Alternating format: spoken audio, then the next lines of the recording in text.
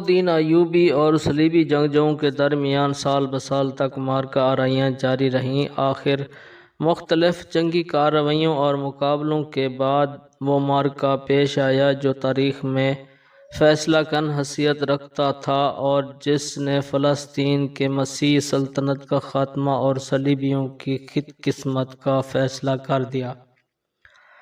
یہ حطین کی جنگ تھی جو ہفتہ کے دوران 24 ربیع الخیر 385 کو پیش آئی اور جس میں مسلمانوں کو فتح حاصل ہوئی۔ مسیحی لشکر کے چیدہ اور منتخب جوان مرد قید کر لیے گئے۔ یروشلم کا بادشاہ گئی اور اس کا بھائی ریجینالڈو اور بڑے بڑے عیسائی شرفا گرفتار کر لیے گئے۔ باقی فلسطین کے تمام عیسائی بہادر اور شہسوار مسلمان کے پہرے میں تھے۔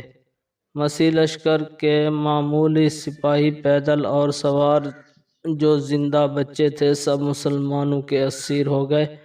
ایک مسلمان سپاہی 30 عیسائیوں کو جنہیں خود اس نے گرفتار کیا تھا خیمے کی رسی میں باندھے لے جاتا دیکھا گیا۔ ٹوٹی ہوئی صلیبوں اور کٹے ہوئے ہاتھ پاؤں میں مردوں کے ڈھیر اس طرح لگے تھے جیسے پتھر پر پتھر پڑے ہوں، اور کٹے ہوئے سر زمین پر اس طرح بکھرے پڑے تھے جیسے خربوزوں کے کھیت میں خربوزے پڑے نظر آئیں۔ مدتوں تک جنگ کا یہ میدان جس میں یہ خونی لڑائی ہوئی تھی اور جہاں بیان کیا جاتا ہے کہ 30,000 آدمی مارے گئے تھے، مشہور رہا کہ 1 سال کے بعد ہڈیوں کے تودے اور ڈھیر دور سے لوگوں کو نظر آتے تھے اور جانوروں کے کھانے کے بعد ٹکڑے جو بچتے تھے وہ بھی میدان جنگ میں جا بجا پڑے دکھائی دیتے تھے۔ اس فتح کے ساتھ یہ واقعہ بھی تاریخ میں یاد رہے گا جس میں سلطان کی دینی اہمیت اور قوت ایمانی کا اندازہ ہوتا ہے۔ سلطان صلاح الدین ایوبی نے اپنا خیمہ لڑائی کے میدان میں نصب کرایا۔ جب خیمہ نصب ہو گیا تو حکم دیا کہ قیدی سامنے حاضر کیے جائیں۔ یروشلم کا بادشاہ گئی اور اس کا بھائی ریجینالڈو دونوں اندر لائے گئے۔ سلطان نے بادشاہ یروشلم کو اپنے پہلو میں بٹھایا اور اسے پیاسا دیکھ کر برف میں سرد کیے ہوئے پانی کا کٹورا دیا۔ سلطان یہ دیکھ کر ناخوش ہوا اور ترجمان سے کہا کہ بادشاہ گئی نے دیا ہے۔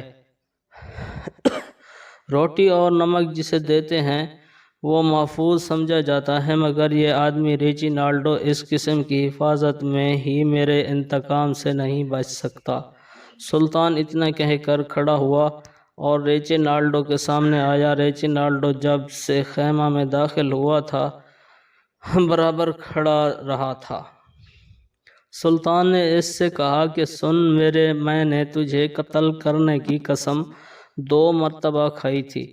ایک مرتبہ تو اس وقت جب تو نے مکہ اور مدینہ کے مقدس شہروں پر حملہ کرنا چاہا تھا، دوسری مرتبہ اس وقت جب تو نے دھوکے اور دغا بازی سے حاجیوں کے قافلہ پر حملہ کیا تھا۔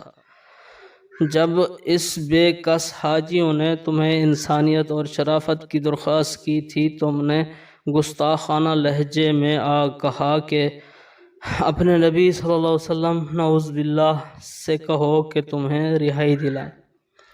یہ فقرہ جب صلاح الدین ایوبی تک پہنچا تو اس نے قسم کھائی تھی کہ اگر یہ بے ادب اور گستاخ میرے ہاتھ آئے گا تو اپنے ہاتھ سے اس کو قتل کروں گا۔ سلطان نے ریجینالڈو سے کہا کہ دیکھ، اب تیری بے ادبی اور گستاخی کا انتقام لیتا ہوں۔ اتنا کہہ کر سلطان صلاح الدین ایوبی نے تلوار نکالی اور جیسا کہ عہد کیا تھا ریجینالڈو کو اپنے ہاتھ سے قتل کیا۔ جو کچھ رمق باقی تھی اسے پہرے داروں نے آ کر ختم کر دیا۔ بادشاہ گئی اس قتل کو دیکھ کر لرز گیا اور سمجھا کہ اب اس کی باری آئے گی۔ سلطان نے اسے اطمینان دلایا کہ بادشاہوں کا دستور ہے کہ بادشاہ